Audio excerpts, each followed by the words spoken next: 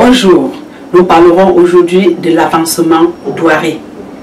Voilà une dame qui se présente, je prends son cas pour que vous puissiez mieux comprendre de quoi il s'agit. Maître, mon mari est décédé il y a quelques jours. La famille et moi devons organiser ses obsèques, mais nous ne disposons pas des moyens financiers. Oh, toutes mes condoléances, madame. Mais dites-moi, savez-vous s'il avait un compte dans une institution financière quelconque? Oui, bien sûr, maître. Il était un grand homme d'affaires et dispose de plusieurs comptes dans diverses banques de la place. J'ai d'ailleurs retrouvé ses cartes magnétiques bancaires. Mais malheureusement, je ne connais pas le code secret. Je tiens pourtant à lui offrir des obsèques dignes à la dimension de l'homme qui était mon mari. L'avancement douaré, encore appelé avancement de part successoral dans certaines législations, constitue en termes plus simples une avance sur l'héritage et que devra recevoir un héritier au décès du donateur, généralement son géniteur. Suivant le lexique des termes juridiques, c'est la donation faite à un héritier et qui s'impute sur sa part successorale. En effet, un héritier qui aura reçu en donation de son géniteur une part de ses biens verra cette part déduite de sa quote-part lors du partage. Dans la pratique, la veuve peut également être autorisée par le juge à prélever une certaine somme d'argent du compte bancaire de son défunt époux. Tel est le cas lorsque le défunt était à son vivant la principale nourricière de toute la famille et son départ laisse celle-ci dans une impasse, dans une décrépitude et dans une misère totale. En plus de ce que la veuve ne dispose pas de moyens financiers, elle voudrait ou alors tient à offrir à son défunt époux des obsèques et des funérailles dignes.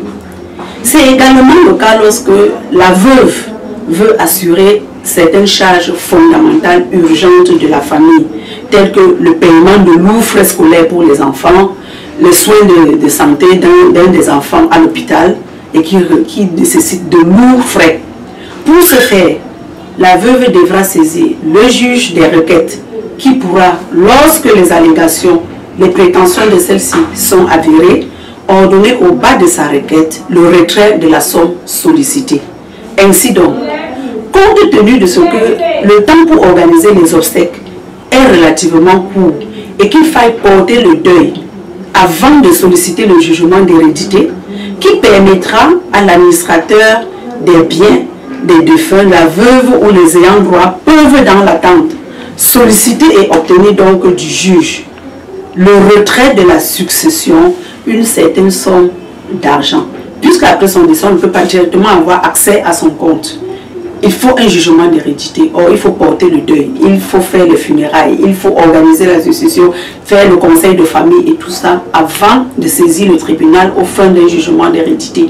Le temps étant long et le temps pour organiser les obsèques et les funérailles étant court, on peut donc saisir le juge d'un avancement douaré.